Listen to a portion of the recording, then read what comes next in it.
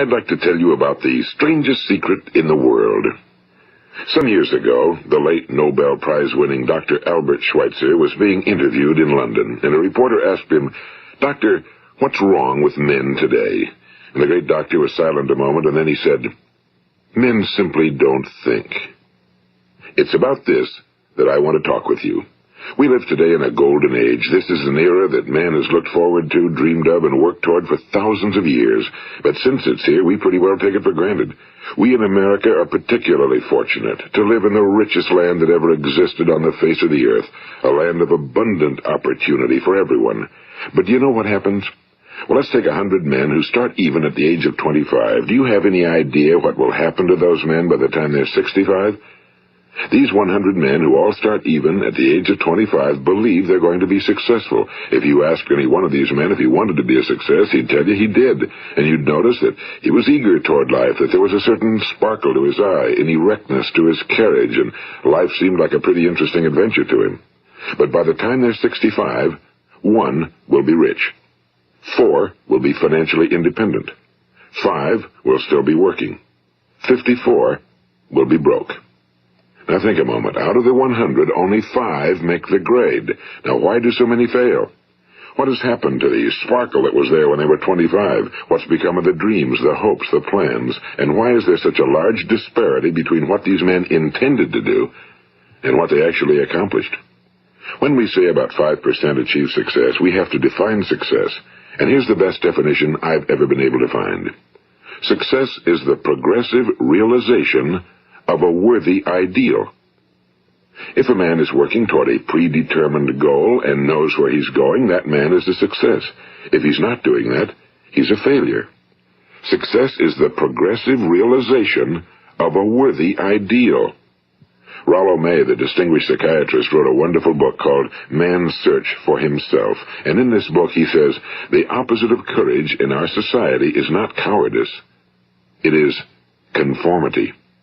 And there you have the trouble today. It's conformity, people acting like everyone else without knowing why, without knowing where they're going. Now think of it. In America right now, there are over 18 million people 65 years of age and older. And most of them are broke. They're dependent on someone else for life's necessities. Now, we learn to read by the time we're 7. We learn to make a living by the time we're 25. Usually by that time, we're not only making a living, we're supporting a family. And yet by the time we're 65, we haven't learned how to become financially independent in the richest land that has ever been known. Why? We conform. And the trouble is that we're acting like the wrong percentage group, the 95 who don't succeed. Now, why do these people conform? Well, they really don't know. These people believe that their lives are shaped by circumstances, by things that happen to them, by exterior forces. They're outer-directed people. A survey was made one time that covered a lot of men, working men, and these men were asked, "Why do you work? Why do you get up in the morning?" 19 out of 20 had no idea. If you ask them, they'll say, well, everyone goes to work in the morning, and that's the reason they do it, because everyone else is doing it. Now let's get back to our definition of success. Who succeeds? The only person who succeeds is the person who is progressively realizing a worthy ideal. He's the person who says, I'm going to become this, and then begins to work toward that goal. I'll tell you who the successful people are. A success is the school teacher who's teaching school because that's what he or she wants to do. The success is the woman who's a wife and mother because she wanted to become a wife and mother and is doing a good job of it. The success is the man who runs the corner gas station because that was his dream. That's what he wanted to do. The success is the successful salesman who wants to become a top-notch salesman and grow and build with his organization. A success is anyone who is doing deliberately a predetermined job because that's what he decided to do deliberately. But only 1 out of 20 does that. That's why today there isn't really any competition unless we make it for ourselves. Instead of competing, all we have to do is create. You know, for 20 years, I looked for the key which would determine what would happen to a human being. Was there a key I wanted to know which would make the future a promise that we could foretell to a large extent? Was there a key that would guarantee a person's becoming successful if he only knew about it and knew how to use it? Well, there is such a key, and I've found it. Have you ever wondered why so many men work so hard and honestly without ever achieving anything in particular, and others don't seem to work hard and yet seem to get everything? They seem to have the magic touch. You've heard them say that about someone. Everything he touches turns to gold. And have you ever noticed that a man who becomes successful tends to continue to become successful? And on the other hand, have you noticed how a man who's a failure tends to continue to fail? Well, it's because of goals. Some of us have goals, some don't. People with goals succeed because they know where they're going. It's that simple. Think of a ship leaving a harbor, and think of it with the complete voyage mapped out and planned. The captain and crew know exactly where it's going and how long it'll take. It has a definite goal. Now, 9,999 times out of 10,000, it will get to where it started out to get. Now, let's take another ship, just like the first, only let's not put a crew on it or a captain at the helm. Let's give it no aiming point, no goal, no destination. We just start the engines and let it go. I think you'll agree with me that if it gets out of the harbor at all, it will either sink or wind up on some deserted beach, a derelict. It can't go anyplace because it has no destination and no guidance, and it's the same with a human being. Take the salesman, for example. There's no other person in the world today with the future of a good salesman. Selling is the world's highest paid profession, if we're good at it and if we know where we're going. Every company needs top-notch salesmen, and they reward those men. The sky's the limit for them. But how many can you find? Someone once said the human race is fixed, not to prevent the strong from winning, but to prevent the weak from losing. The American economy today can be likened to a convoy in time of war. The entire economy is slowed down to protect its weakest link, just as the convoy had to go at the speed that would permit its slowest vessel to remain in formation. That's why it's so easy to make a living today. It takes no particular brains or talent to make a living and support a family today. So we have a plateau of so-called security, if that's what a person's looking for. But we do have to decide how high above this plateau we want to aim. Now let's get back to the strangest secret in the world, the story that I wanted to tell you today. Why do men with goals succeed in life and men without them fail? Well, let me tell you something which, if you really understand it, will alter your life immediately. If you understand completely what I'm going to tell you from this moment on, your life will never be the same again. You will suddenly find that good luck just seems to be attracted to you. The things you want just seem to fall in line, and from now on you won't have the problems, the worries, the gnawing lump of anxiety that perhaps you've experienced before. Doubt, fear, well, they'll be things of the past. Here's the key to success and the key to failure. We become what we think about. Now let me say that again. We become what we think about. Throughout all history, the great wise men and teachers, philosophers and prophets have disagreed with one another on many different things. It's only on this one point that they are in complete and unanimous agreement. Listen to what Marcus Aurelius, the great Roman emperor, said. A man's life is what his thoughts make of it. Disraeli said this, everything comes if a man will only wait. I've brought myself by long meditation to the conviction that a human being with a settled purpose must accomplish it, and that nothing can resist a will that will stake even existence for its fulfillment. Ralph Waldo Emerson said this, a man is what he thinks about all day long. William James said, the greatest discovery of my generation is that human beings can alter their lives by altering their attitudes of mind. And he also said, we need only in cold blood act as if the thing in question were real, and it will become infallibly real by growing into such a connection with our life that it will become real. It will become so knit with habit and emotion that our interest in it will be those which characterize belief. And he also said, if you only care enough for a result, you will almost certainly attain it. If you wish to be rich, you will be rich. If you wish to be learned, you will be learned. If you wish to be good, you will be good. Only you must then really wish these things, and wish them exclusively, and not wish at the same time 100 other incompatible things just as strongly. In the Bible, you read in Mark 9:23, if thou canst believe, all things are possible to him that believeth. My old friend Dr. Norman Vincent Peale put it this way, this is one of the greatest laws in the universe. Fervently do I wish I had discovered it as a very young man. It dawned upon me much later in life, and I found it to be one of the greatest, if not my greatest discovery outside of my relationship to God. The great law, briefly and simply stated, is that if you think in negative terms, you will get negative results. If you think in positive terms, you will achieve positive results.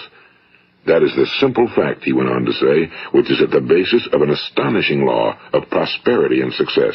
In 3 words, believe and succeed. William Shakespeare put it this way: our doubts are traitors and make us lose the good we oft might win by fearing to attempt. George Bernard Shaw said, people are always blaming their circumstances for what they are. I don't believe in circumstances. The people who get on in this world are the people who get up and look for the circumstances they want, and if they can't find them, make them. Well, it's pretty apparent, isn't it? And every person who discovered this for a while believed that he was the first one to work it out. We become what we think about. Now, it stands to reason that a person who's thinking about a concrete and worthwhile goal is going to reach it, because that's what he's thinking about, and we become what we think about. Conversely, the man who has no goal, who doesn't know where he's going, and whose thoughts must therefore be thoughts of confusion and anxiety and fear and worry, becomes what he thinks about. His life becomes one of frustration and fear and anxiety and worry. And if he thinks about nothing, he becomes nothing. Now, how does it work? Why do we become what we think about? Well, I'll tell you how it works as far as we know. Now, to do this, I want to tell you about a situation that parallels the human mind. Suppose a farmer has some land, and it's good fertile land. Now, the land gives the farmer a choice. He may plant in that land whatever he chooses. The land doesn't care. It's up to the farmer to make the decision. Now, remember, we're comparing the human mind with the land because the mind, like the land, doesn't care what you plant in it. It will return what you plant, but it doesn't care what you plant. Now let's say that the farmer has 2 seeds in his hand. One is a seed of corn, the other is nightshade, a deadly poison. He digs 2 little holes in the earth and he plants both seeds, one corn, the other nightshade. He covers up the holes, waters, and takes care of the land, and what will happen? Invariably the land will return what's planted. As it's written in the Bible, as ye sow, so shall ye reap. Now remember, the land doesn't care. It'll return poison in just as wonderful abundance as it will corn. So up come the 2 plants, one corn, one poison. Now, the human mind is far more fertile, far more incredible and mysterious than the land, but it works the same way. It doesn't care what we plant. Success, failure. A concrete, worthwhile goal, or confusion. Misunderstanding, fear, anxiety, and so on. But what we plant, it must return to us. You see, the human mind is the last great unexplored continent on Earth. It contains riches beyond our wildest dreams. It will return anything we want to plant. Now, you might say, well, if that's true, why don't people use their minds more? Well, I think they figured out an answer to that one, too. Our mind comes as standard equipment at birth. It's free, and things that are given to us for nothing we place little value on. Things that we pay money for, we value. The paradox is that exactly the reverse is true. Everything that's really worthwhile in life came to us free. Our minds, our souls, our bodies, our hopes, our dreams, our ambitions, our intelligence, our love of family and children and friends and country, all these priceless possessions are free. But the things that cost us money are actually very cheap and can be replaced at any time. A good man can be completely wiped out and make another fortune. He can do that several times. Even if our home burns down, we can rebuild it. But the things we got for nothing, we can never replace. The human mind isn't used because we take it for granted. Familiarity breeds contempt. It can do any kind of job we assign to it, but generally speaking, we use it for little jobs instead of big, important ones.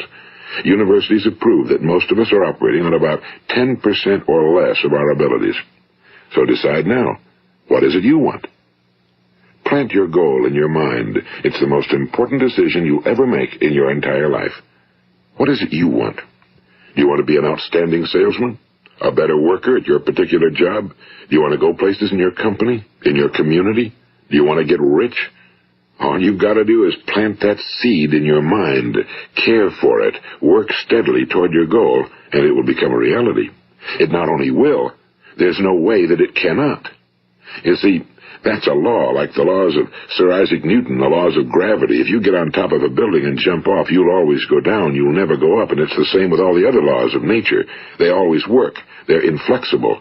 Think about your goal in a relaxed, positive way. Picture yourself in your mind's eye as having already achieved this goal. See yourself doing the things you will be doing when you've reached your goal. Ours has been called the phenobarbital age, the age of ulcers and nervous breakdowns and tranquilizers, at a time when medical research has raised us to a new plateau of good health and longevity. Far too many of us worry ourselves into an early grave, trying to cope with things in our own little personal ways, without learning a few great laws that will take care of everything for us. These things we bring on ourselves through our habitual way of thinking. Every one of us is the sum total of his own thoughts. He is where he is because that's exactly where he really wants to be, whether he'll admit that or not. Each of us must live off the fruit of his thoughts in the future, because what you think today and tomorrow, next month and next year, will mold your life and determine your future. You're guided by your mind. I remember one time I was driving through eastern Arizona, and I saw one of those giant earth-moving machines roaring along the road at about 35 miles an hour with what looked like 30 tons of dirt in it. A tremendous, incredible machine, and there was a little man perched way up on top with the wheel in his hands guiding it. And as I drove along, I was struck by the similarity of that machine to the human mind. Just suppose you're sitting at the controls of such a vast source of energy. Are you going to sit back and fold your arms and let it run itself into a ditch? Or are you going to keep both hands firmly on the wheel and control and direct this power to a specific, worthwhile purpose? It's up to you. You're in the driver's seat. You see, the very law that gives us success is a two-edged sword. We must control our thinking. The same rule that can lead a man to a life of success, wealth, happiness, and all the things he ever dreamed of for himself and his family. That very same law can lead him into the gutter. It's all in how he uses it, for good or for bad. This is the strangest secret in the world. Now, why do I say it's strange, and why do I call it a secret? Actually, it isn't a secret at all. It was first promulgated by some of the earliest wise men, and it appears again and again throughout the Bible, but very few people have learned it, understand it. That's why it's strange, and why for some equally strange reason it virtually remains a secret. I believe that you could go out and walk down the main street of your town and ask one man after another what the secret of success is, and you probably wouldn't run into one man in a month who could tell you. Now, this information is enormously valuable to us if we really understand it and apply it. It's valuable to us not only for our own lives, but the lives of those around us, our families, employees, associates, and friends. Life should be an exciting adventure. It should never be a bore. A man should live fully, be alive. He should be glad to get out of bed in the morning. He should be doing a job he likes to do because he does it well. One time I heard Grove Patterson, the great late editor-in-chief of the Toledo Daily Blade, make a speech, and as he concluded his speech, he said something I've never forgotten. He said, "My years in the newspaper business have convinced me of several things. Among them, that people are basically good, and that we came from someplace, and we're going someplace. So we should make our time here an exciting adventure. The architect of the universe didn't build a stairway leading nowhere." And the greatest teacher of all, the carpenter from the plains of Galilee, gave us the secret time and time again. As ye believe, so shall it be done unto you. I've explained the strangest secret in the world and how it works. Now, on this side, I want to explain how you can prove to yourself the enormous returns possible in your own life by putting this secret to a practical test. I want you to make a test that will last 30 days. It isn't going to be easy, but if you'll give it a good try, it will completely change your life for the better. Now, back in the 17th century, Sir Isaac Newton, the English mathematician and natural philosopher, gave us some natural laws of physics which apply as much to human beings as they do to the movement of bodies in the universe. And one of these laws is that for every action, there is an equal and opposite reaction. Simply stated, as it applies to you and me, it means we can achieve nothing without paying the price. The results of your 30-day experiment will be in direct proportion to the effort you put forth. To be a doctor, you must pay the price of long years of difficult study. To be successful in selling, and remember that each of us succeeds to the extent of his ability to sell. Selling our families on our ideas, selling education in schools, selling our children on the advantages of living the good and honest life, selling our associates and employees on the importance of being exceptional people. To, of course, the profession of selling itself. But to be successful in selling our way to the good life, we must be willing to pay the price. Now, what is that price? Well, it's many things. First, it's understanding emotionally, as well as intellectually, that we literally become what we think about, that we must control our thoughts if we're to control our lives. It's understanding fully that as ye sow, so shall ye reap. Second, it's cutting away all fetters from the mind and permitting it to soar as it was divinely designed to do. It's the realization that your limitations are self-imposed and that the opportunities for you today are enormous beyond belief. It's rising above narrow-minded pettiness and prejudice. And third, it's using all your courage to force yourself to think positively on your own problem, to set a definite and clearly defined goal for yourself, to let your marvelous mind think about your goal from all possible angles, to let your imagination speculate freely upon many different possible solutions, to refuse to believe that there are any circumstances sufficiently strong to defeat you in the accomplishment of your purpose, to act promptly and decisively when your course is clear, and to keep constantly aware of the fact that you are, at this moment, standing in the middle of your own acres of diamonds, as Russell Conwell used to point out. And fourth, save at least 10% of every dollar you earn. It's also remembering that no matter what your present job, it has enormous possibilities, if you're willing to pay the price. Now let's just go over the important points in the price each of us must pay to achieve the wonderful life that can be ours. It is, of course, worth any price. 1. You will become what you think about. 2. Remember the word imagination and let your mind begin to soar. 3. Courage. Concentrate on your goal every day.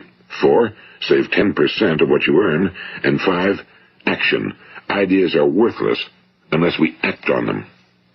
Now, I'll try to outline the 30-day test I want you to make. Keep in mind that you have nothing to lose by making this test and everything you could possibly want to gain. There are two things that may be said of everyone. Each of us wants something, and each of us is afraid of something. I want you to write on a card what it is you want more than anything else. It may be more money. Perhaps you'd like to double your income or make a specific amount of money. It may be a beautiful home. It may be success at your job. It may be a particular position in life. It could be a more harmonious family. Each of us wants something. Now write down on your card specifically what it is you want. Make sure it's a single goal and clearly defined. You needn't show it to anyone, but carry it with you so that you can look at it several times a day. Think about it in a cheerful, relaxed, positive way each morning when you get up, and immediately you have something to work for, something to get out of bed for, something to live for. Look at it every chance you get during the day and just before going to bed at night. And as you look at it, remember that you must become what you think about, and since you're thinking about your goal, you realize that soon it will be yours. In fact, it's yours really the moment you write it down and begin to think about it. Look at the abundance all around you as you go about your daily business. You have as much right to this abundance as any other living creature. It's yours for the asking. Now we come to the difficult part. Difficult because it means the formation of what is probably a brand new habit, and new habits are not easily formed. Once formed, however, it will follow you for the rest of your life. Stop thinking about what it is you fear. Each time a fearful or negative thought comes into your consciousness, replace it with a mental picture of your positive and worthwhile goal. And there'll come times when you'll feel like giving up. It's easier for a human being to think negatively than positively. That's why only 5% are successful. You must begin now to place yourself in that group. For 30 days, you must take control of your mind. It will think about only what you permit it to think about. Each day for this 30-day test, do more than you have to do. In addition to maintaining a cheerful, positive outlook, give of yourself more than you've ever done before. Do this knowing that your returns in life must be in direct proportion to what you give. The moment you decide on a goal to work toward, you're immediately a successful person. You are then in that rare and successful category of people who know where they're going. Out of every 100 people, you belong to the top 5. Don't concern yourself too much with how you're going to achieve your goal. Leave that completely to a power greater than yourself. All you have to do is know where you're going. The answers will come to you of their own accord and at the right time. Remember these words from the Sermon on the Mount, and remember them well. Keep them constantly before you this month of your test. Ask, and it shall be given you. Seek, and ye shall find. Knock, and it shall be opened unto you. For every one that asketh receiveth, and he that seeketh findeth, and to him that knocketh it shall be opened. It's as marvelous and as simple as that. In fact, it's so simple that in our seemingly complicated world, it's difficult for an adult to understand that all he needs is a purpose and faith. For 30 days, Do your very best. If you're a salesman, go at it as you've never done before, not in a hectic fashion, but with the calm, cheerful assurance that time well spent will give you the abundance in return you deserve and want. If you're a homemaker, devote your 30-day test to completely giving of yourself without thinking about receiving anything in return, and you'll be amazed at the difference it makes in your life. No matter what your job, do it as you've never done it before for 30 days. And if you've kept your goal before you every day, you'll wonder and marvel at this new life you've found. Dorothea Brand, the outstanding editor and writer, discovered it for herself and tells about it in her fine book, Wake Up and Live. Her entire philosophy is reduced to the words, act as though it were impossible to fail. She made her own test with sincerity and faith, and her entire life was changed to one of overwhelming success. Now, you make your test for 30 full days. Don't start your test until you've made up your mind to stick with it. You see, by being persistent, you're demonstrating faith. Persistence is simply another word for faith. If you didn't have faith, you'd never persist.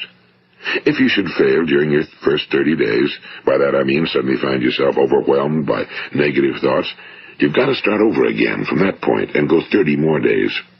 Gradually, your new habit will form until you find yourself one of that wonderful minority to whom virtually nothing is impossible.